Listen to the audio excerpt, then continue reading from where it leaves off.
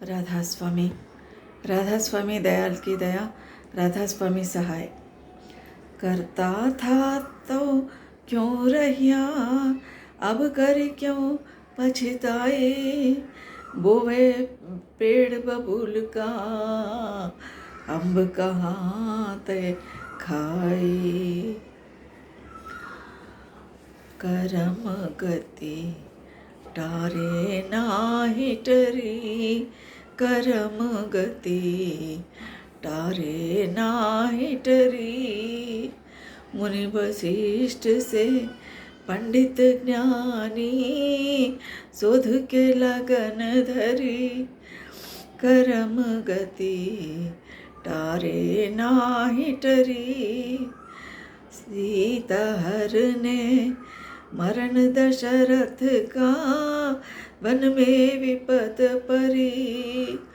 सीता हरने मरण दशरथ का, वन में विपत परी। करम गति टारे नाही टरी। कहाँ वह फंद, कहाँ को फारधी, कहाँ वह मिरग चरी, कहाँ वह मिरग चरी। करम गति टारे नाही टरी। सीता को हर ले गया रावण, सोने की लंका जरी।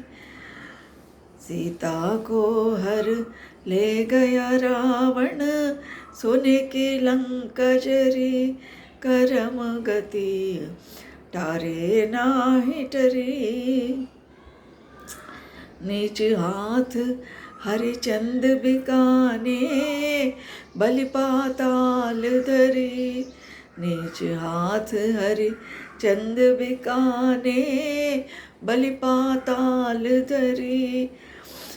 करम गति टारे नाही टरी। कोटि गाय नित पुण्य करत नृप, गिरगिट योनि परी। कोटि गाय नित पुण्य करत नृप, गिरगिट योनि परी। पांडव जिनके आप सारथी, तिन पर विपति परी। पांडव जिनके आप सारथी, तिन पर विपत परी। करम गति टारे नाही टरी। दुर्योधन की गर्व घटाओ, यदि कुल नाश करी। दुर्योधन की गर्व घटाओ, यदि कुल नाश करी। करम गति टारे नाही टरी। राहु केत और भानु चंद्रमा, विधि संजोग परी। राहु केत और भानु चंद्रमा, विधि संजोग परी। करम गति टारे नाही टरी। कहता कबीरा सुनो भई साधो, होनी हो के रही। कहता कबीरा सुनो भई साधो, होनी हो के रही। करम गति टारे नाही टरी। करम गति टारे नाही टरी। इस शब्द में कबीर साहब कर्म के सिद्धांत के बारे में कई उदाहरण अपने पुराणों से, रामायण से, महाभारत से लेकर हमको समझा रहे हैं कि कर्म के चक्कर से कोई नहीं बच सकते। हम जैसा जैसा कर्म करते हैं वैसा वैसा फल भोगना ही पड़ता है। क्योंकि हम अगर बबुल का बीज बोए तो बबुल का ही पेड़ पैदा होगा, बड़ा होगा, वैसे ही काम करेगा। और हम चाहते हैं बबूल का बोकर हम आम खाने के लिए, आम आम पाने के लिए आशा रखते हैं। लेकिन अगर आम का बीज आम का पेड़ होना है, आम का फल खाना है तो आम का ही बीज बोना है। बबूल के बोकर आम कैसा खा सकते हैं? बुरा कर्म करके अच्छा फल कैसा पा सकते हैं? इसलिए कबीर साहब कई उदाहरण पुराणों से हम लेकर हमको समझा रहे हैं इस शब्द में। कर्म गति टारे नाही टरे। कर्म के सिद्धांत को, कर्म की गति को कितना भी कोशिश करें उसको हम हटा नहीं सकते, उसको निर्मूलन नहीं कर सकते, उसको नाश नहीं कर सकते। जो हमने कर्म किया है उसका फल ज़रूर हम ही भोगना है।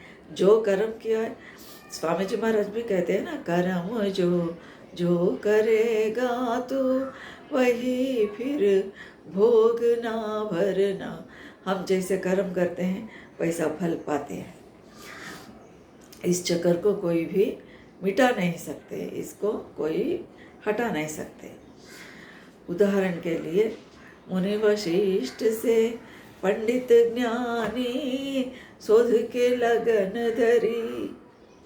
कहते हैं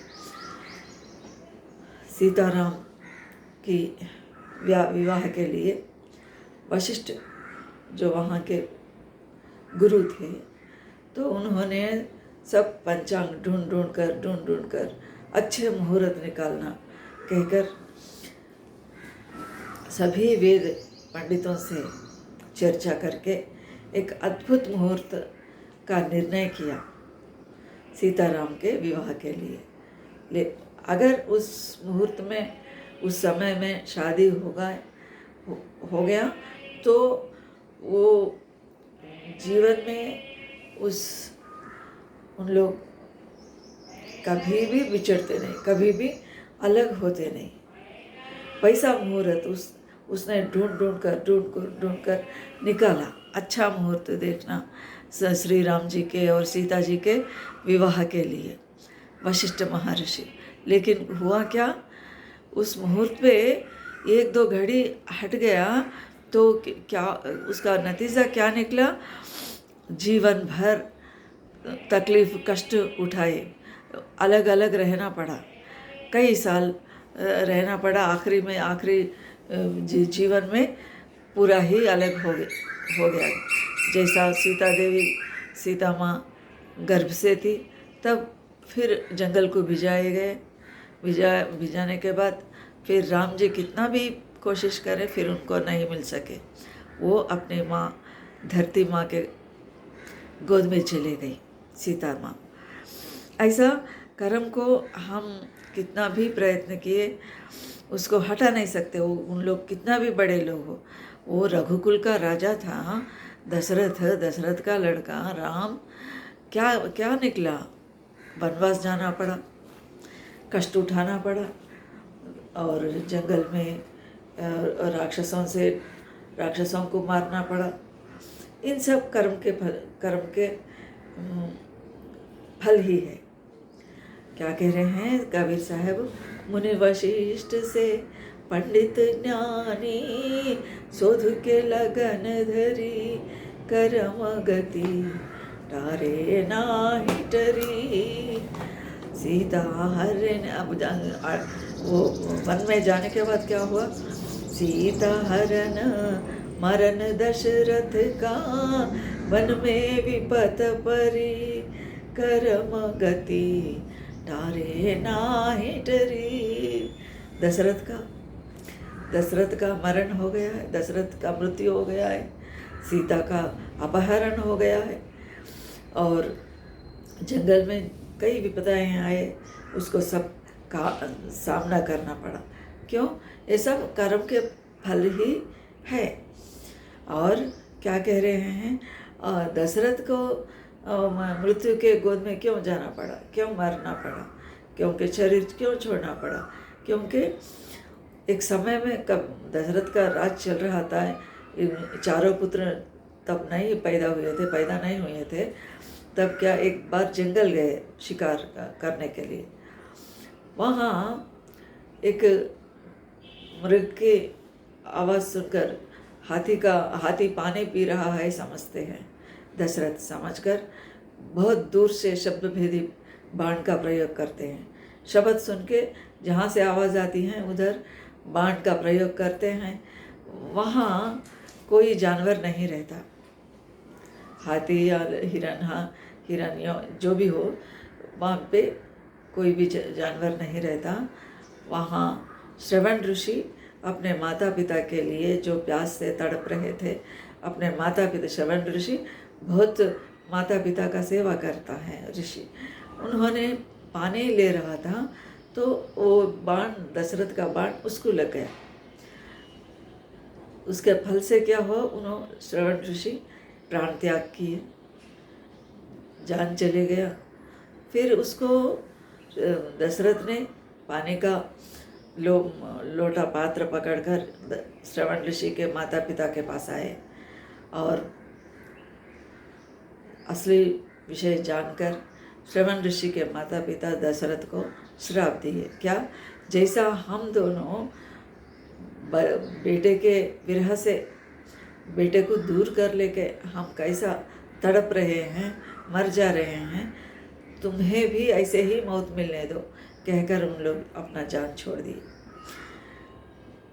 नतीजा क्या निकला, राम लखन भरत शत्रुघ्न सब होते हुए भी दशरथ के मृत्यु के समय भरत और शत्रुघ्न जो है कश्मीर चले गए, कैकेयी के मकान ननिहाल के चले गए। ननिहाल में कैकेयी का पिता का राज था, वहाँ कश्मीर चले गए और कैकेयी का राज।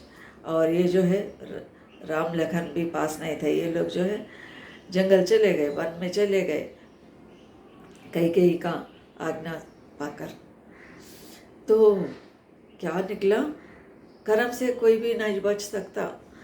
सीता हरने मरण दशरथ का, वन में विपत परी, कहाँ कहाँ बंद कहाँ को पारधी, कहाँ वह मृग चरी, करम गति डारे नाही डरी। वो मृग जो है, मृग हिरण जो है, सोने का कहीं भी नहीं रहता सृजन में। विधाता की सृष्टि में सोने का जानवर को कुछ रहता है, ये सब जानते हैं। किसी को भी, हाँ, सबको पता है कि सोने का जानवर नहीं रहता। राम को भी पता है, क्या सीता देवी को पता नहीं था, सीता माता को भी पता था। लेकिन क्या हुआ, कर्म के बल से, कर्म के फल से क्या निकला, वो जो है सोने की हिरण के लिए राम जी को भेजाई लाने के लिए। उस समय क्या हुआ, लक्ष्मण जी हा सीता हा रामा कहकर, हा लक्ष्मणा हा सीता कहकर आवाज़ देते हुए मारीच, वो हिरण के रूप में जो राक्षस आया मारीच, वो आवाज़ देते हुए मर गया। तो सीता समझती है राम किसी कष्ट में फंस गए होंगे, इसलिए लक्ष्मण का नाम ले रहे हैं, सीता का याद कर रहे हैं, कहकर लक्ष्मण तू जाओ, तेरा भाई कई विपदा में होगा, इसलिए तुम जाकर उनकी सहायता करो। कहते हैं राम जी को, श्री राम को हराने वाले कोई नहीं है माँ, कहते हैं। लक्ष्मण समझाने के यत्न करते हैं, लेकिन सीता माँ उनके ही ऊपर इल्ज़ाम लगाती है, लक्ष्मण को दूषित करती है, दूषण करती हैं। इसके फल क्या हुआ, इसके लक्ष्मण जो है चले जाते हैं राम को ढूंढने के लिए। वो वह जाते ही रावण आते हैं और सीता को हरण करके ले जाते हैं। ये सब कर्म का ही फल है, क्योंकि ज़बान से एक बात निकल गई तो फिर वापस नहीं ले सकते। वैसे लक्ष्मण को दूषण करने के कारण सीता को भोगना पड़ा। 10 महीने राम से अलग होकर लंका में रावण के राज्य में एक अशोक पेड़ के नीचे बैठना पड़ा। और विरह से जीवन रोने में बिताना पड़ा उतने दिन। तो और रावण का भी कुकर्म का फल रावण भोगा है। कैसा? सीता को हरण। रावण जो है बड़ी तपस्या करे हैं, शिव जी को प्रसन्न करे हैं, और सभी 9 ब्रह्माओं को सीढ़ियाँ बना के उसके ऊपर से चले गए। बहुत तपस संपन्न है, लेकिन एक अवगुण से सीता को, एक पतिव्रता स्त्री को अपहरण करने के कारण क्या निकला? उनके सारे एक विभीषण के अलावा बाकी दोनों भाइयाँ चले गए, और बेटे अक्षय कुमार चले गया, इंद्रजीत मर गया, अक्षय मर गया, और सभी शूर वीर उनके सभा में जो भी थे सब लोग मर गए। सोने का लंका जो है राख बन गया। कैसा? एक अवगुण। ये जो है इन्हीं के कारण, रावण के अवगुण के कारण सीता माता को अपहरण किए।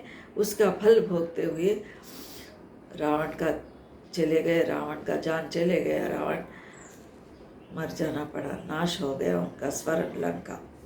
सीता को हर ले गया रावण, सोने की लंका जरी, निज हाथ हरि चंद्र बिकाने, बलि पाताल धरी। ये हरिश्चंद्र जो है बिक गया, अपने बीवी को बेचा, बच्चा को बेचा, और स्मशान घाट में रहना पड़ा। आने जाने वाले शव के देखते हुए, एक देखभाल करते हुए, एक उसके मालिक के नीचे काम करना पड़ा। क्यों? ये भी कर्म का ही फल है। उसके नीचे। और बलि जो है, बलि चक्रवर्ती था, बलि भी पाताल लोक को चले जाना पड़ा। कैसा? वामन रूप धारण करके नारायण श्री महाविष्णु उनको जमीन पर, पाताल लोक तक जमीन पर उनके सिर पर पांव रख के पाताल लोक बिछाए। ये उनका भी कर्म का ही फल है।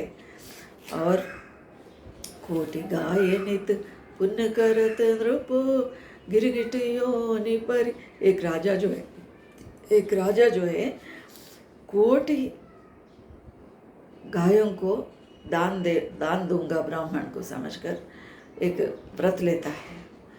अपने राज्य में जितने भी गाय हैं मंगाता है, वो मंगा के ब्राह्मणों को दान देते रहते हैं वो राजा। एक गाय जो है एक ब्राह्मण को दान देने के बाद वो कैसा कि वो वहाँ से छुटकारा पाकर खुद ही निकाल लिए रस्सी से। और रस्सी से बांधकर ब्राह्मण एक जगह उसको, एक पेड़ को बांध के रखा। फिर भी वो बंधन को निकाल कर वापस आ गई, जहाँ आदत थी इतने दिनों से, उसी राजा के गौशाला में आके रह गई। ये राजा को पता नहीं था। अपने गौशाला से सभी गायों के साथ इसको भी बाहर लाकर और किसी को दान दे दिया। और जो पहले इस गाय को ब्राह्मण लिया था वो आता है, वो आके बोलते हैं कि एक बार दान देने के बाद उस चीज़ पर तुम्हें कोई भी अधिकार नहीं रहता। तुम जो है, हे राजा, तुम जो है इस गाय को मुझे दान दिए, फिर इसको दोबारा तुम दूसरों को कैसा दान देते? उसके ऊपर तुम्हें क्या हक है? ये पूछे तो राजा को कुछ क्या जवाब देना सुधरता नहीं, क्या बोलना नहीं मालूम होता। क्या करता है? मुंडी हिलाता है। आगे थोड़ा देर मुंडी हिलाते, पीछे थोड़ा देर, बाएं दाएं मुंडी हिलाते। ब्राह्मण को गुस्सा आता है। क्रोध के वश में आकर ब्राह्मण इस राजा को श्राप देते हैं। क्या श्राप देते हैं? कि तुम गिरगिट बनो, गिरगिट का जन्म आने दो, क्योंकि गिरगिट के जैसा मुंडी हिला रहे हैं, इधर उधर से इधर, इधर से उधर। राजा क्या किया? कोटि गायों को दान देकर पुण्य पाना चाहा, लेकिन कर्म के अनुसार कर्म के फल भोगते हुए गिरगिट का जन्म लेना पड़ा। ये है कर्म का सिद्धांत। राजा हो, प्रजा हो, अवतार हो, कोई भी हो, कर्म का फल तो भोगना ही पड़ता है। बड़े बड़े लोग कर्म से नहीं बच सके, हम आप कहाँ के हैं?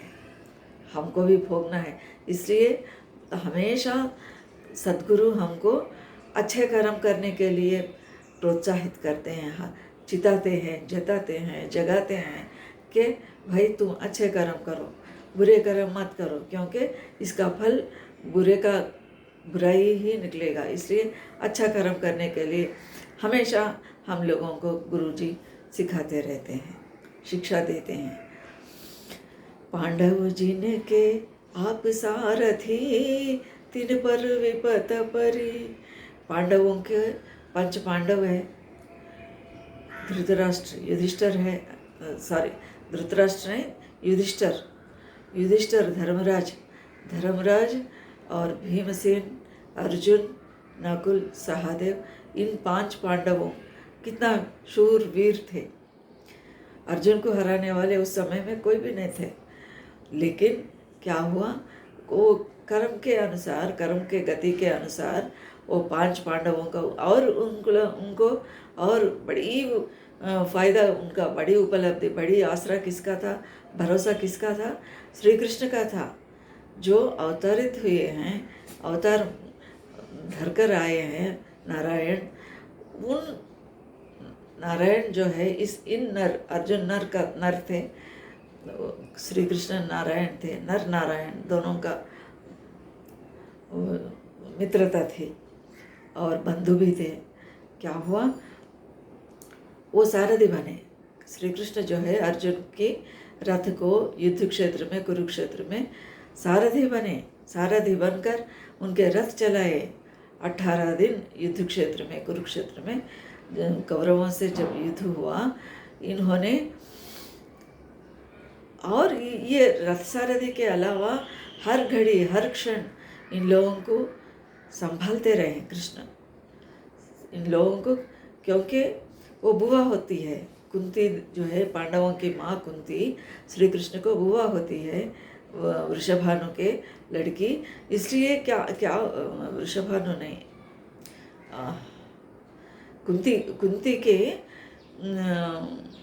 बुआ होना श्री कृष्ण को, इनके पिताजी का बहन है। तो उतना निकट बांधव्य है, बंधुत्व है। बंधु होते हुए, अर्जुन का मित्र होते हुए, कृष्ण हर क्षण संभालने पर भी, संभालते हुए रहने पर भी क्या निकला, 5 पांडव वन में जाना पड़ा, कई विपदाओं को सामना करना पड़ा, राजपाट से दूर रहना पड़ा। ये सब कर्म के कारण ही है, कर्म के फल ही है। और दुर्योधन की गर्व घटाओ, दुर्योधन की गर्व घटाओ, यदि कुल नाश कर। दुर्योधन जो है वो इतना बड़ा राज के राजा बनकर रहे, क्या हुआ, उसका गर्व जो है पूरा विनाश हो गया। सारे भाइयाँ चले गए, मर गए। सारे रिश्तेदार, अपने बंधु और सारे राजाओं, कुरुक्षेत्र में एक बलराम के सिवा सभी लोग युद्ध में भाग लिए। वहाँ उस ज़माने के राजाओं के सभी राजपाट छोड़कर राजा लोग आकर युद्ध में भाग लिए। एक कृष्ण जी जो है कोई हथियार नहीं पकड़े, ना बाण छोड़े, केवल रथ का सारथी बने। बलराम नहीं आए, क्योंकि बलराम जी को दुर्योधन और भीम दोनों भी शिष्य थे, दोनों भी उनके प्यारे शिष्य थे। इसलिए ना इधर ना उधर, कोई ना कौरवों के तरफ से युद्ध किए और पांडवों के तरफ से युद्ध किए। फिर भी दुर्योधन को 11 अक्षौहिणी सेना थी, पांडवों के 7 अक्षौहिणी था, लेकिन दुर्योधन को 11 अक्षौहिणी का सेना, बड़ी सेना थी, बड़े योद्धा थे। इसलिए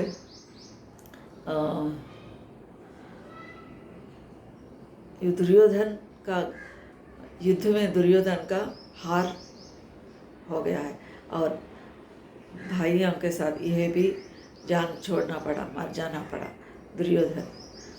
उसके बाद यदुकुल नाशकारी, ये यादवों का कुल, श्री कृष्ण के कुल, सभी लोग यादव कुल नाश हो गए। यह भी श्राप था, यादवों के विनाश के लिए भी। गांधारी का शाप था।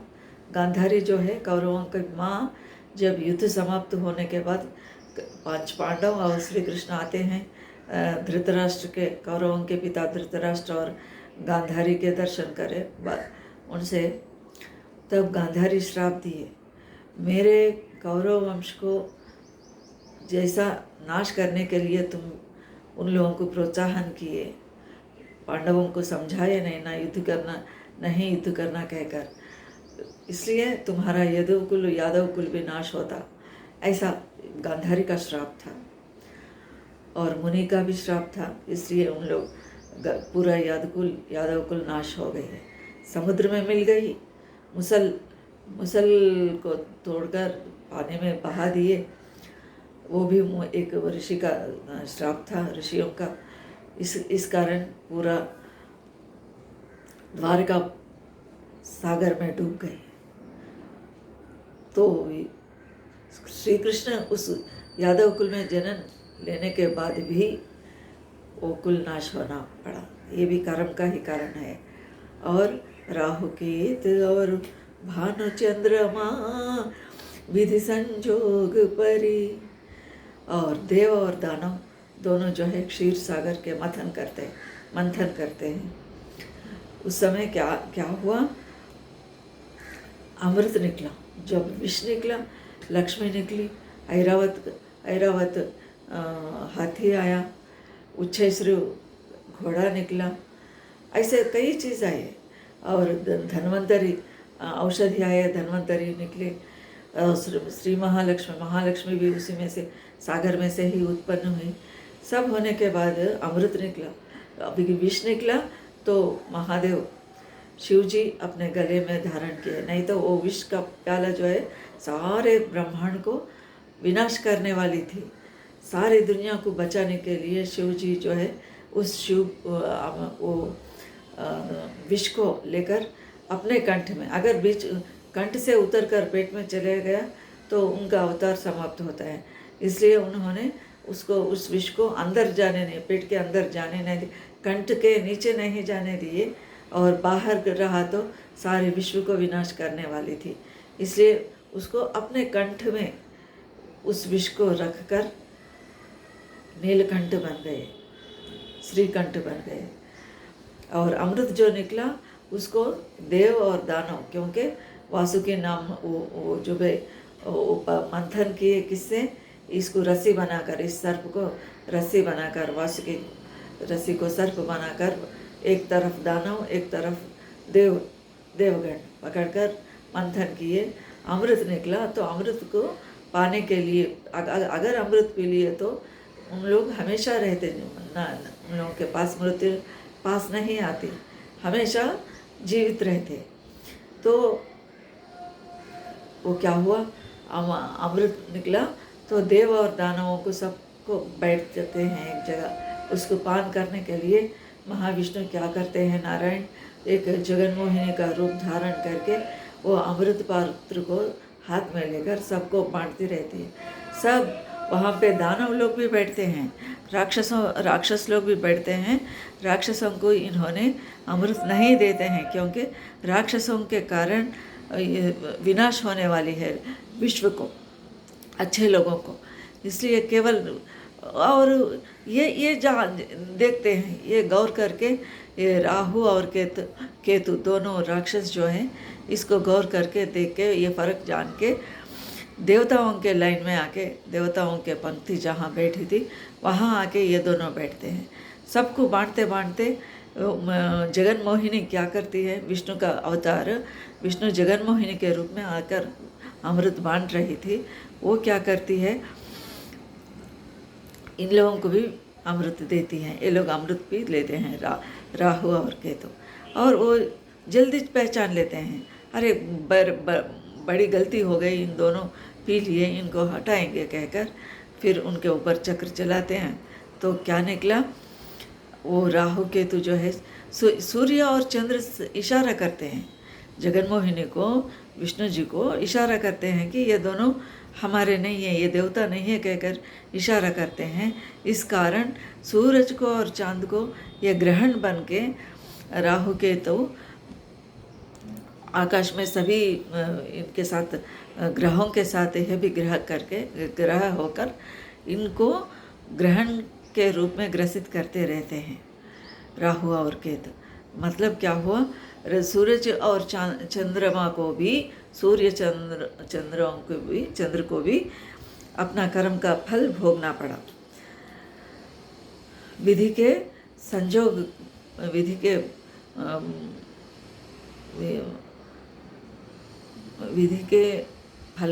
के अंतर आना पड़ा, मतलब कर्म को भोगना पड़ा। कहता कबीरा सुनो हो संतो, होनी हो के रही। सूर्य चंद्र को राक्षस बनकर पीड़ित की। और कबीर साहब कह रहे हैं, कहता कबीरा सुनो हो संतो, होनी हो के रहे। जो होना है होके रहेगा, जो होना वाला है होके रहेगा, उससे कोई भी नहीं बच सकते, कोई भी नहीं बचा सकते। कर्म के फल को हम सभी लोग भोगना ही है, भोगना पड़ता है, इससे कोई बच नहीं सकता। यही बात कबीर साहब फरमा रहे हैं। और अपने जो कहना चाह रहे थे, निर्भय होकर, निर्बंध होकर, ऐसा फक्कड़ कबीर को कितना किसी से डरने वाले नहीं थे कबीर साहब। इसलिए करम गति टारे नाही टरी, करम गति टारे नाही टरी। और इस शब्द के माध्यम से कबीर साहब हमको चेतावनी दे रहे हैं कि बड़े बड़े संत, बड़े अवतार पुरुष, सभी लोगों को अपने कर्म को भोगना पड़ा, हम कहाँ के हम। इसलिए अच्छे कर्म करने के लिए हमको चेतावनी दे रहे हैं। हम भी अच्छा कर्म करने के लिए प्रयत्न करेंगे, करते रहेंगे, सत्य प्रेम दया का जीवन बिताते रहेंगे। सबको राधा स्वामी।